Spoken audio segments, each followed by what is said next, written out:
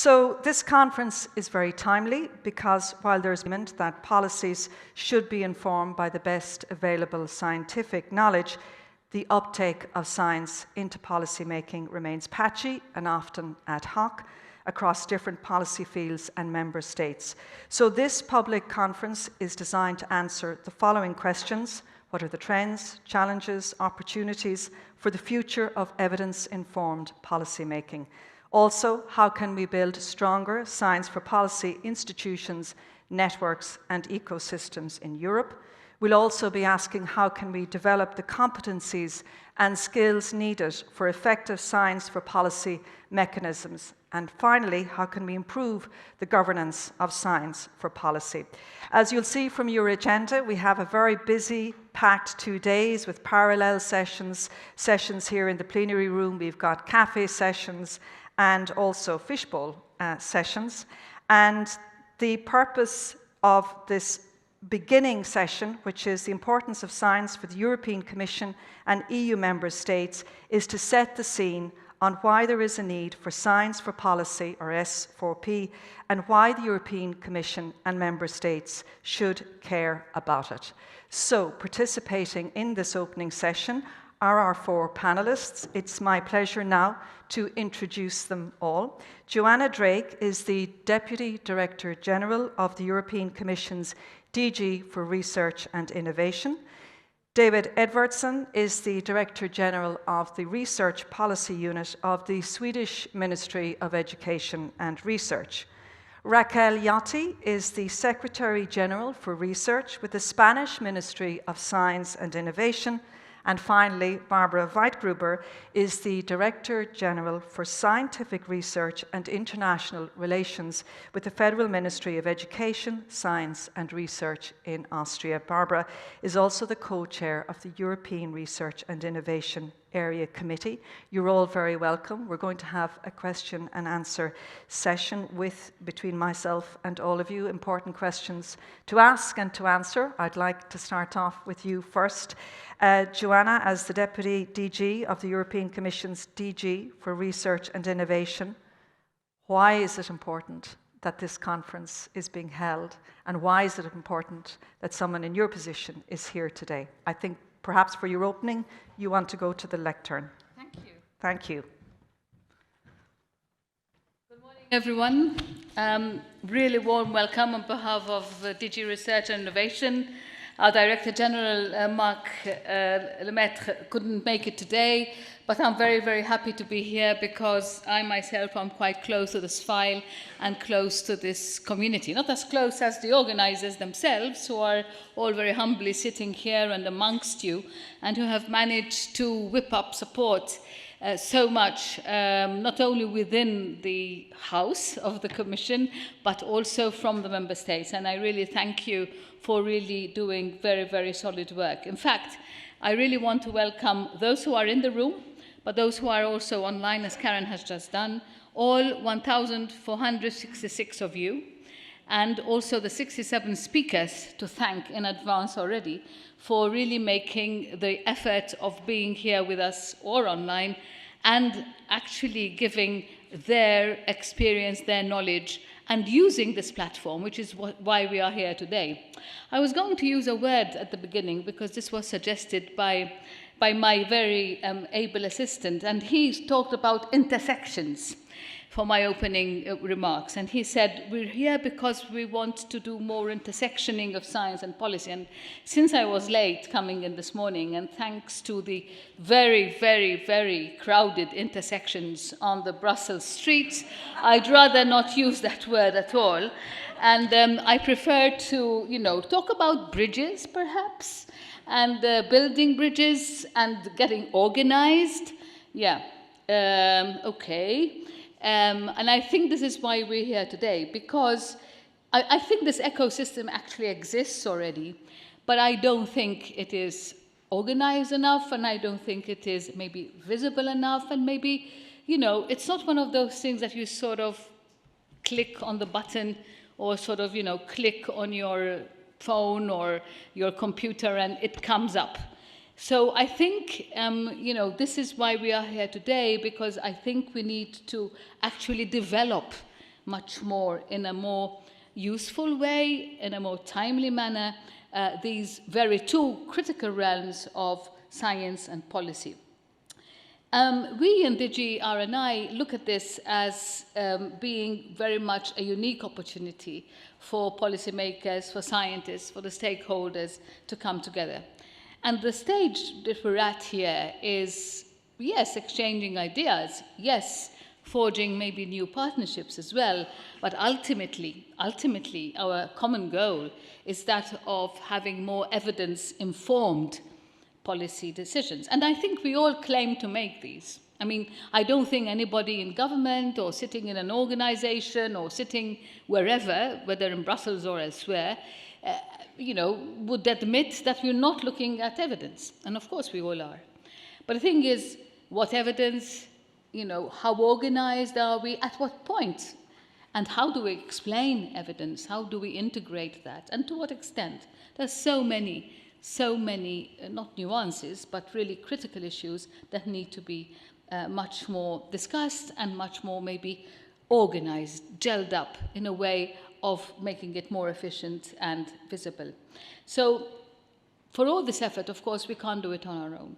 And even in the parkour within the Commission itself, we have had so much support and so much collaboration from our other houses in the Commission, not only DG R&I.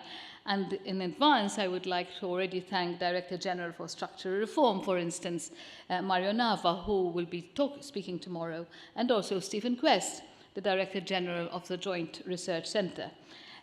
They have been very active in their support on the Science for Policy agenda, but they have also been very helpful by lending their services, lending their human resources as well for the organization of this conference and the overall involvement in the topic. I would like to also welcome on behalf of the Commission the speakers, Raquel Yotti, the Secretary General for Research in the Ministry of Science and Innovation at the Spanish Ministry of Science and Innovation. Raquel here also represents, importantly, the presidency of the current council configuration, the Council of Ministers, who have actually been pushing forward the Science for Policy agenda as part of the Council conclusions to be already adopted this December. I'd like to also welcome and thank Barbara Weitgruber, the Director General of Scientific Research and International Relations in the Federal Ministry of Education, Science and Research in Austria. And Barbara has also been the co-chair of the so-called ERAC, which is the European Research Area and Innovation Committee. Lastly, we also welcome and thank David Edvardsson, the Director General for the Research Policy Unit in the Swedish Ministry of Education and Research. Now, of course, we are all the time talking about, the global picture, global issues, and, we're on about public health, about climate, about even new technologies. But these challenges exist within contexts, within a lot of evidence, but also within a context that is really complex, that really becomes uncertain from one day to another, and because of the rapidity of evolution and also changing circumstances, so many rapid transformations. And of course, if we are really serious about taking evidence-based policy seriously, I think we need to be more systemic, organized perhaps in simple language. Now, designing and implementing the systemic policies and solutions is very challenging. This is, of course, an understatement.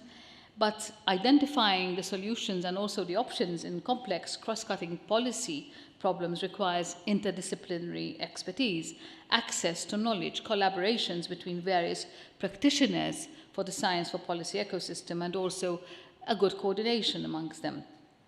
And in this context, research and innovation and science for policy are essential to focus on the longer term. But also, not only because we want rock-solid, foolproof, future-proof policies as much as possible, but because we also want to spot new opportunities. We also want to spot new opportunities to address already the complexities that may come up, that we have to address the trade-offs as well, but it could also be providing a means of providing certain guidance for policy areas for the future as well. and ultimately the achievement of common goals. The R&I community as such has clearly recognized the importance of strengthening the links between research and policy making in order to ensure that scientific knowledge and expertise can effectively contribute to addressing the most pressing challenges of our days. Now, last June, the ERAC, the European Research Area and Innovation Committee, has actually called upon the Commission to work towards a European science for policy ecosystem in the context of the European research area. And I would say that this is actually, quite an important mandate from the research community, from the innovation community, which is actually asking us, to think about it and actually to try and put it together.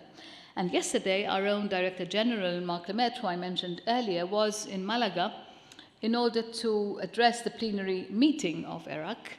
And together with Barbara and David, he informed them about the rapid response that the Commission will actually deliver to their call. So we feel that it is very much our call to not only recognize this, but also to respond to it effectively. And of course, I'll be very much looking forward to saying more about these initiatives. And let's make this a unique opportunity for change and a unique opportunity for systemic change. Thank you. Very much. Thank you very much, Joanna, for setting the scene there. Interesting points raised. Perhaps, David, I can go next to you and I'll come back to Barbara once we've had some initial views. I suppose the same question really, David. What's important for you when it comes to this conference and particularly from your perspective? Well, is it on? Yeah. Can you hear David's microphone? Well, no.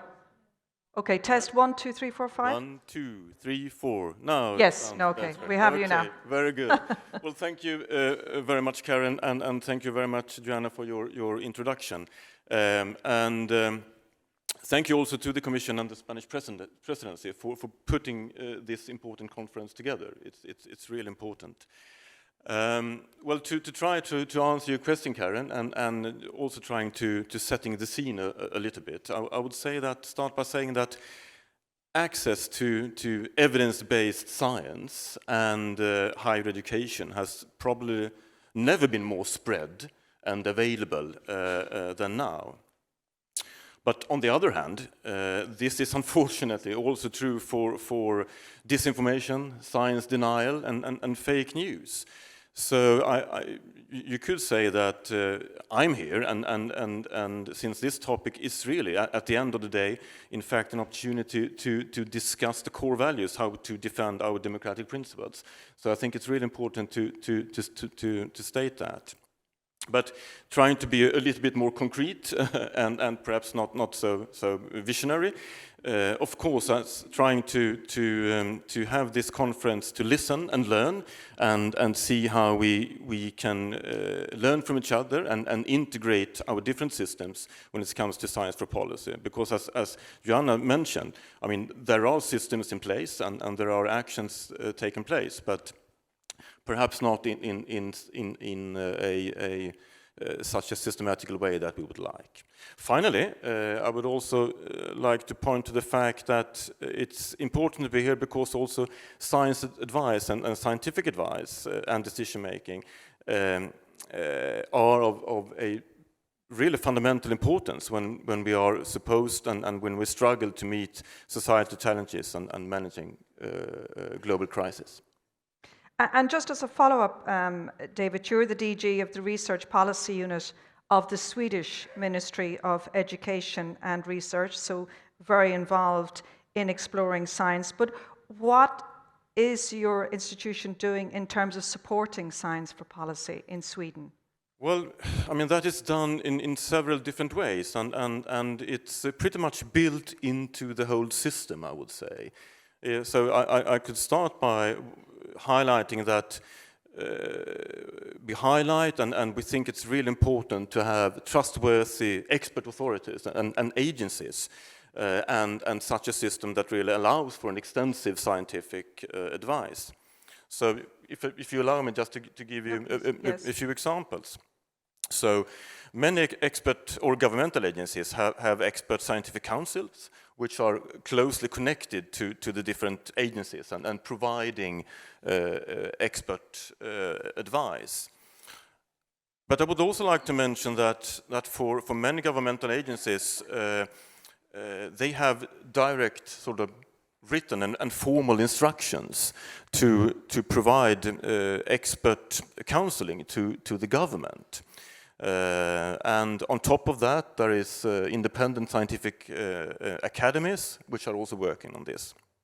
But to connect with a few actions which have been mentioned, we also work and support the actions in the ERA actions, the European Research Area actions, and of course also work closely to support and strengthen open science, because in the end it's actually the public support that matters. So we need to build upon that and create a system where scientific results can be available for the general public, but also for the different governmental agencies and the public sector in broad. So, thank you. Great, and that must be a very major challenge as well, which we'll hopefully tease out over the next 2 days how you do that. Raquel Yotti, if I may go to you again, you're very welcome. You're the Secretary General for Research with the Spanish Ministry of Science and Innovation, and of course Spain has the presidency of the EU Council at the moment. Again, I suppose the same question, why is it important that a conference like this is held? Well, thank you, Karen, and thank you to the Commission for organizing this event and for inviting us, because for us it's crucial to be here today. During the last 5 years, I think that the Spanish government has demonstrated a strong commitment for the integration of scientific knowledge within the policy-making process. And I think that we have done some steps forward during these years, and that emphasizes the importance of social science and interdisciplinary collaboration in the policy-making process. And during the last crisis that Joanna has also mentioned, it has been instrumental to incorporate all the knowledge in the policy-making process in those emergency situations. And for those reasons, policy-making, science in policy-making is a priority of the Spanish presidency of the Council of the European Union. And we expect to have Council conclusions on this matter in the upcoming meeting in December. And we have already done some events at the national level. For example, last 21st of September, we have a national event focused on science for policy. And in that occasion, there was a Joint Council research report focused on the comprehensive evaluation of the ecosystem at the national level. I think that it was a very successful event in which there was engagement of different representatives at the national and regional level in different sectorial policies. So I think that we are starting to build a more comprehensive ecosystem in Spain. And I think that the upcoming Council conclusions are going to be very useful to pave the way to start new actions and coordinate actions that already exist and are fragmented in the different member states. And we can start doing benchmarking, for example, and other coordinated actions.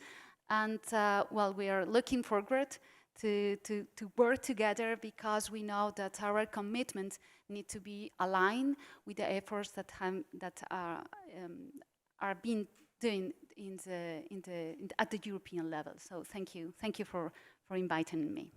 Thank you, Raquel. Now, obviously, you said the Spanish government is very much supporting this. It's taking measures to ensure there's better science for policy making, but today, what is the Spanish government doing in terms of supporting science for policy in Spain? Well, I think that there are 3 kinds of actions. First of all, institutional innovation. The second one is legislative development, and the third one is leadership. Regarding institutional innovation, we have created new formal structures in Spain, act like interfaces to facilitate the connection between the community, the scientific community, and the public administrations. And for example, for the first time in Spain, we created the National Foresight and Strategic Office that is within the presidency of the government and at La Moncloa. And we have also created an office for science and innovation in the Congress of Deputies to support the legislative process. And there is also an engagement, a civil movement that is supporting all these actions. For example, I would like to mention the Science in Parliament initiative, that is a bottom-up initiative, then is supported by both public and private foundations and the entire ecosystem. And it's something that it's been very important to create the formal structures that I mentioned. On the other hand, we have developed new laws, a new legislative framework.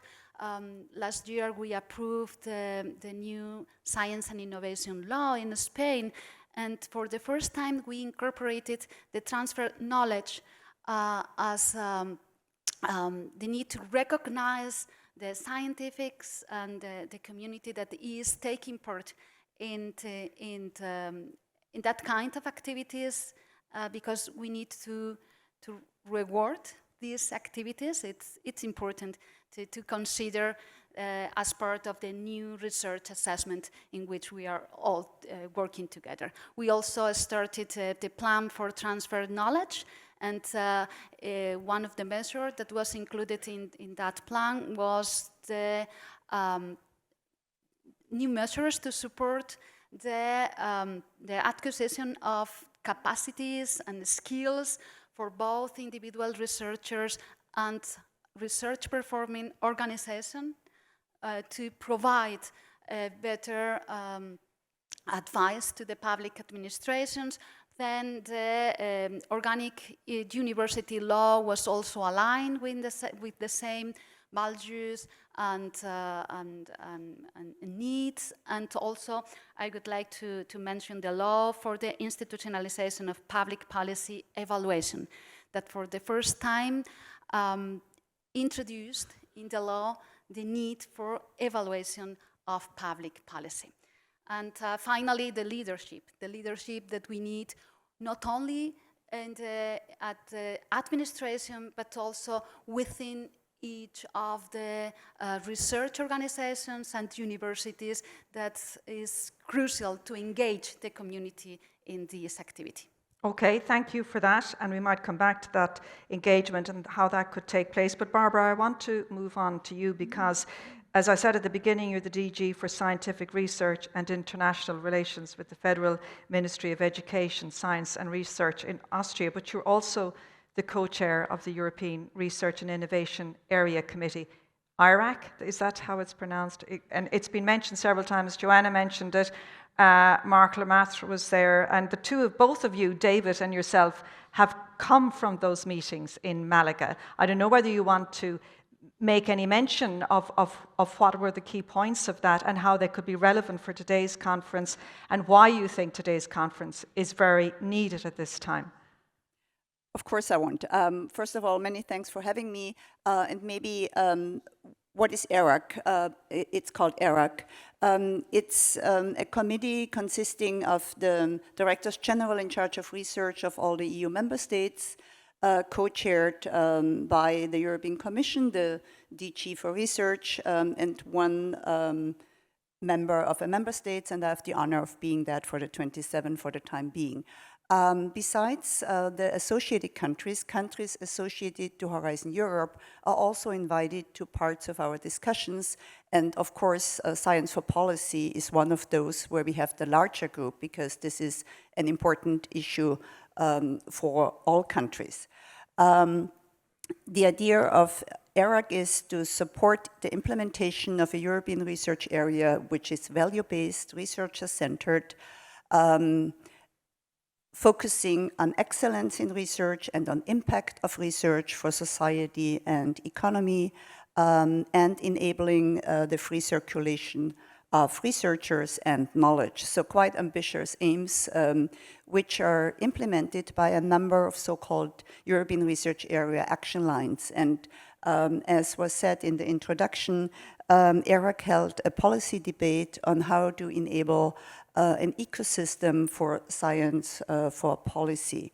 And this meeting today, this conference, is an important element on the further development in view of the European Research Area policy agenda on how to really have mutual learning among the member states, learning from the best, and seeing how we can further implement such a fruitful ecosystem, which is more than needed. At the same time, in Austria, now a different hat, I would just like to mention one example, the Vienna thesis on science-based advice to politics and society, which were published in February this year by both the German Leopoldina and the Austrian Academy of Sciences. And I would like to mention two of the theses because I think they are core issues. Science should be an honest broker, and science should inform, not legitimize. I think these are the two I took out because in the during the pandemic, we saw how important science and researchers all of a sudden became, and they were asked to all media, TV stations and in social media. But then, of course, there was this interlinkage of politics, media, and research. And I think many of the researchers were then, at the end, put into the spotlight, threatened personally for saying what they think the facts are.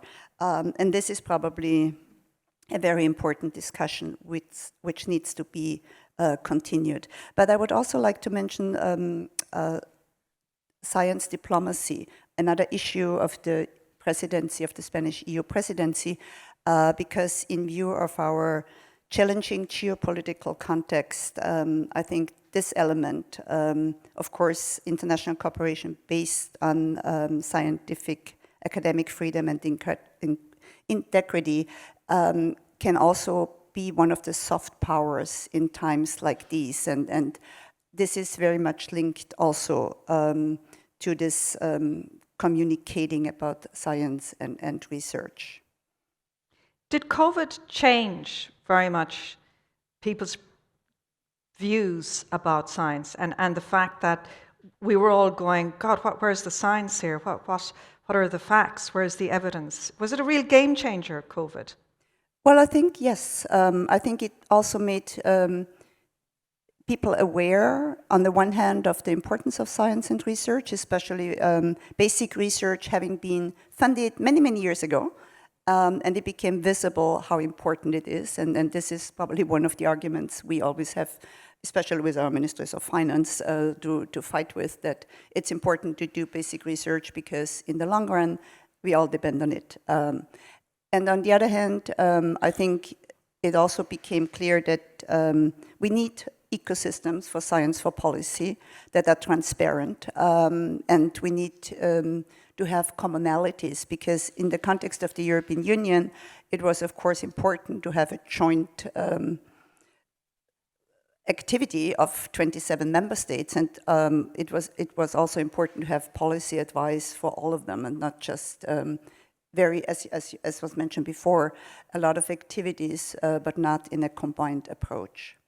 Before I go back to Joanna, David, did you want to just briefly comment on that question I asked? Yes, thank you very much. And I would say yes, it was a game changer, and for reasons Barbara just mentioned, but also because it showed the importance of actually sharing scientific data and scientific results globally, and connecting to my previous intervention about the importance of actually open science for this.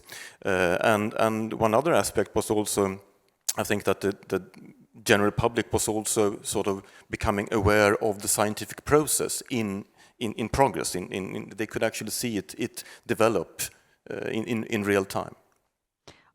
Yeah, very interesting. And Joanna, if I can go back to you clearly, and you said it in your opening words, and it's coming through from Barbara and from the other speakers as well, the need for scientific ecosystems. What is the European Commission doing now in terms of supporting science for policy? Okay, what are we doing? Well, first of all, as I said in my opening remarks, I am working closely with the unit within research and innovation that is actually taking this very comprehensive approach towards this bringing together of science and policymakers. And the recognition, and I would say the definition of the mission also of research and innovation, that this is an important role that needs to be defined and needs to be organized well. So I think that is already quite a statement in itself, that there is, a whole unit that is really organized around this this topic, and showing engagement and showing recognition. Secondly, we have organized as well a foresight study, a foresight exercise, in order to look at the future of science for policy. And we published a report which has just been published last week, and I would invite you to have a look at this as well. I think this is already quite something when you try to imagine what and why the usefulness of science for policy being organized in a systemic way and visible is actually really key for policymaking going forward. I mean, even if you just look at the challenges that I mentioned at the beginning, more and more we are all being drawn towards knowing the science, let's face it. I mean, of course, you could take the shorter cuts, if you like, and look at social media and say what people are saying on social media, and you have policy making by populism of social media. But I think we are much more interested, and I think COVID was a game changer in this, that people realize that science really has a key role to play. And I do also recognize the nuance that was made by Barbara as well about science informing rather than legitimizing, which is, of course, the slippery slope that we don't want science for policy to go. But we are, I think, as citizens, as believing in democratic rights and recognizing, that we have a role to play to understand what is the best policy going forward. I think we also have an obligation to understand at least enough science to know what is the evidence and what is backing this. Mentioning ERAC again, it has already been but I'll mention it again, that we have been working closely with ERAC simply because we wanted to make sure that there is a very identified action under the ERA forum to develop a policy action for science for policy. And of course, we are also proposing a number of science for policy activities under the ERA policy actions.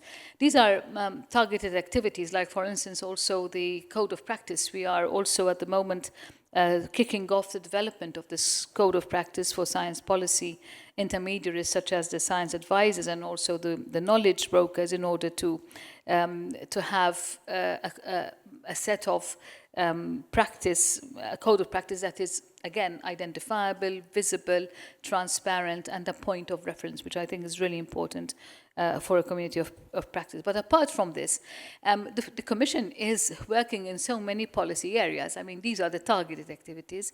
But then we, as a Commission, we are the executive arm of the European Union, and as such, we are obviously quite, shall we say, shaping policy going forward. And I think the challenge will be how we can also, shall we say, integrate in a timely and good manner this community of practice and this ecosystem in order to also enhance the territory, if you like, of science for policy going forward. So, for instance, if we look at the pacts that we have for research and innovation under the European research area, and also our policy on open science. And I'm glad that this has been mentioned by Edward as well, as being a really important and key element in the healthy, I would say, formation of the ecosystem that we're talking about. Open science, free circulation of data and research knowledge, these are beneficial obviously for the R&I community, but should also be beneficial for policymakers. And I think the should there is the key point, which is probably where we need to obviously work more in order to inform better and in a timely way. We have also been very active in reforming the research assessment, for instance, and we aim to facilitate a smooth transition of scientific findings into actual policy making through what is called knowledge valorization and transfer activities. And I'd like to mention here, I'm sure that those who follow the activities and the toolbox, if you like, and instruments of Horizon, you know that we have also 5 missions. One of them is the cancer mission, and I'm particularly close to that. I'm not only referring to one of them, but I happen to know a little bit more about this because I'm managing this cancer mission myself. But just to give an example, this was only last December, and I think it's really a prime example of how, for something that affects so many of us more and more, unfortunately, even going forward, which is cancer, we have been really instrumental to transfer the knowledge from the research community on national screening programs, which existed before for breast, for instance, and for a couple of others, but not for lungs, for gastric, and for prostate.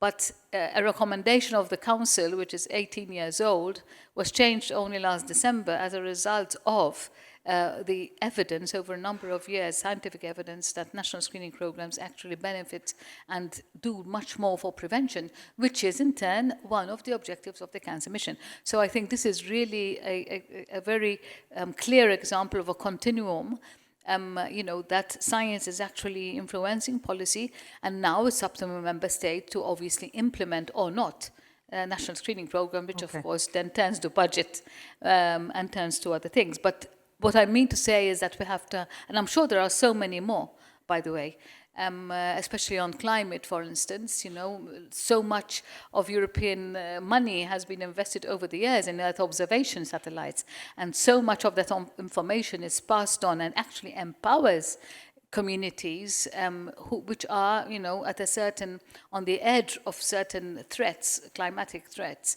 that, could influence policy. I'm saying could, because of course they don't necessarily lead to that, but I think it provides so much good basis and persistent basis of information to actually, do something about it and change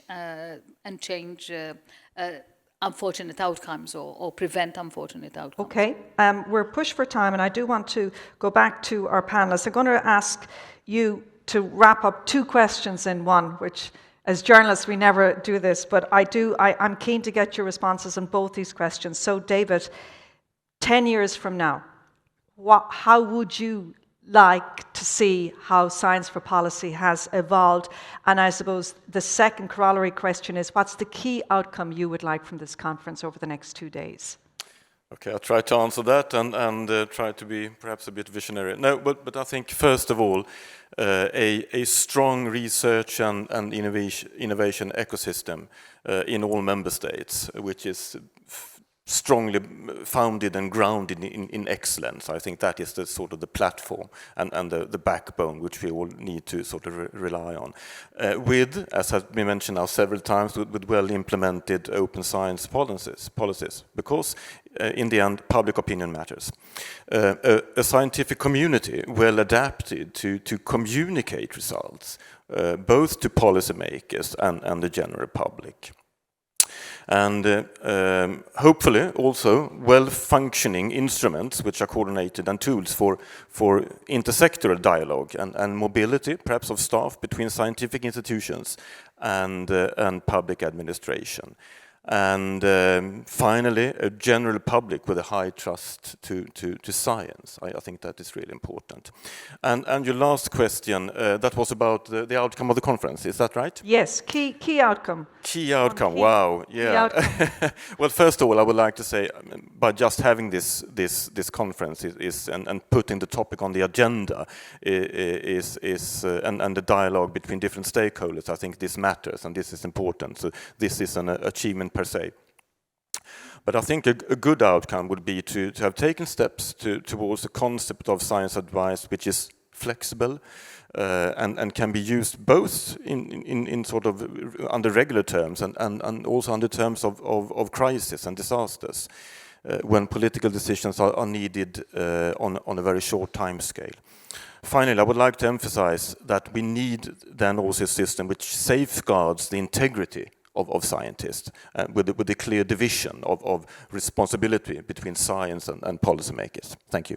Okay, thank you, David. Raquel, you mentioned that the Spanish government is doing a lot in terms of developing science for policy within Spain, but also, of course, as presidency of the Council, you're also driving that agenda. Project yourself 10 years from now. It's October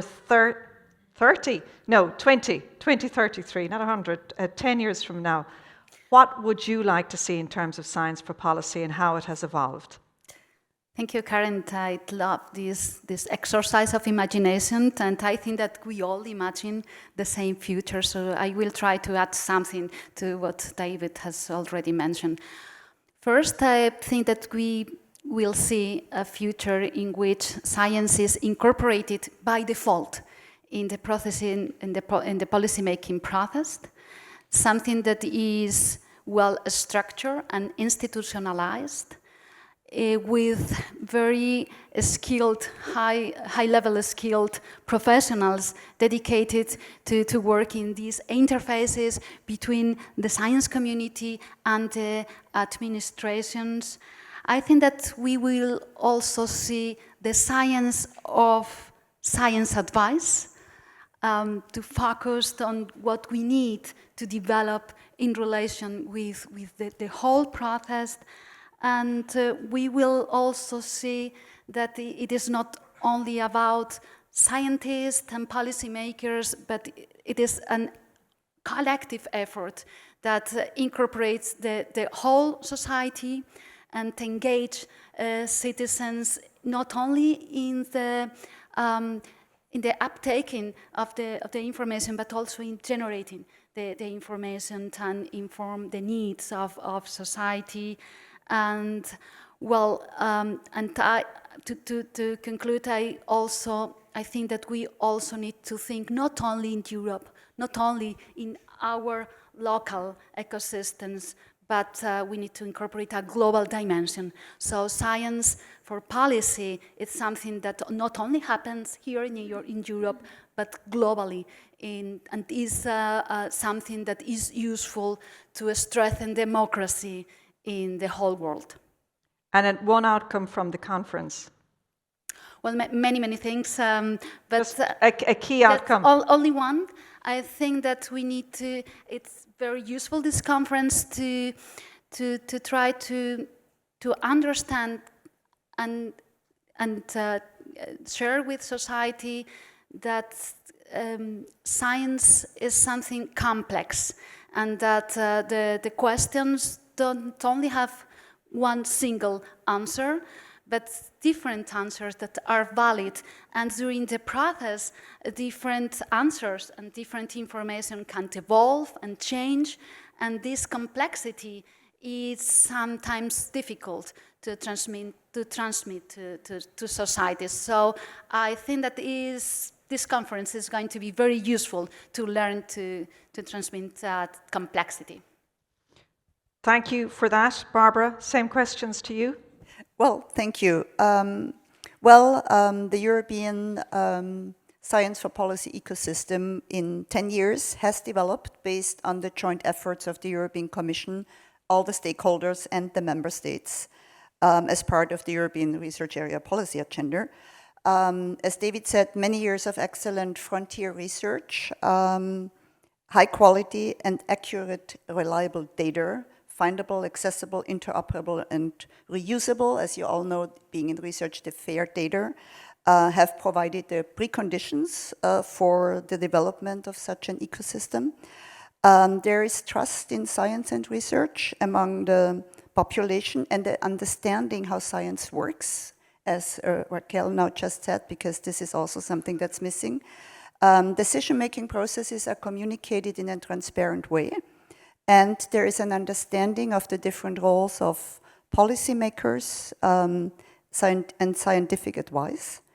And I think it was also mentioned by Joanna, that it's acknowledged for researchers as part of a career to be active in policy advice and science for policy activities and in science communication. And it's part of research assessment as well. And one key outcome from the conference? Similar to Raquel, I think it's so important that people understand what science means and how science works, because the frustration in the pandemic was about not realizing that criticism is an integral part of science, and new outcomes 2 weeks later are progress and positive. And it's not that I didn't know and you trusted me and it was false. So the roles of science and policy advice, that they are clear from the very beginning, and trust in science is very much interrelated to trust in democracy. We just had a study commissioned in Austria on that respect. So it's actually the basis for democratic societies, that there is trust also in science and research. So I think this is really at the core, a core issue for all of us. And very challenging, given Yes. what happened with people who spoke out and then they were vilified, and people get nervous and fearful and then they're afraid to say anything. Maybe final words to you, Joanna. There are a lot of ambitious targets and general goals being articulated by our fellow panelists. What do you think the Commission can do and wants to see within the next 10 years in that respect? First of all, I think we share all these ambitions. Yeah. That's first and foremost, and we embrace them all, and we really want to, be the honest broker, I think, and be trusted as honest brokers, that we really want to push this agenda for the better policy making, which is better informed, and that we want to have the citizens part of this. So I think that is another ambition that we need. We need to connect better. And I think all the three speakers here, who are occupying very important positions in their respective jurisdictions, have mentioned communication. So we have to acknowledge that this is an issue. That science, sometimes people are scared of science because of the way it is communicated, it is portrayed, and therefore they stay away with and they shut out their ears, especially in this age that everything has to be fast and easily understandable, and use catchwords and use this and use that. And science doesn't do that simply because it wants to be precise. And that's the nature of science. So I think communication is something that really needs to be addressed. But just to go back to the formalistic way of how I should be maybe answering as a Commission official, I should say that first of all, we did the foresight exercise. And I think, we don't do this just formalistically. We do it because we need to use it as a reflection reference point. And we are reflecting at the moment as to what, could be the next steps. Because, of course, science for policy, could become very institutionalized, just like any other machinery in government, a governance tool, and then it becomes boring. And, people will not read the reports anymore. Whereas we can make it more dynamic, and I think COVID actually is a good example of this. It became dynamic. There was sort of oxygen breathed into, what people were saying about, different, everybody became a professor of bacteriology and immunology, etc. But this is obviously, like making a caricature of it, but it's not the intention. What I mean to say is that, everybody was listening to what the science advisor was saying. And obviously also because they could speak well. Not all of them, but, a lot of them could speak well. So I think, this is really important, that it appears dynamic, that people feel that, you know, their policy and their politicians are actually referring to science-based. Of course, in the end, politicians take their decisions, but at least, you know, there is this knowledge and the spreading of knowledge. May I dare suggest that in 10 years' time, what we'd like to see is a very mature ecosystem that has really well connected the scientists and the policy advisors. But we have to also admit that even between scientists, you know, there are different disciplines, and therefore we have to expect that even the scientists together between themselves need also to communicate better, because everybody is expert in their own field, but this is to be expected and this is what we need. But we also need a way of how we accept the interdisciplinarity of science for policy going forward, because no matter or no issue that we are going to face now or in the future is going to be one pure single issue that we, you know, need this skill or that skill or the other skill only. We need a coming together of these skills, and I think this is really very important going forward. So I think the openness and transparency, even between the scientists, of what, you know, has held sway, you know, in their scientific analysis is really important, and therefore what we hope that these scientists would in the end influence policymakers on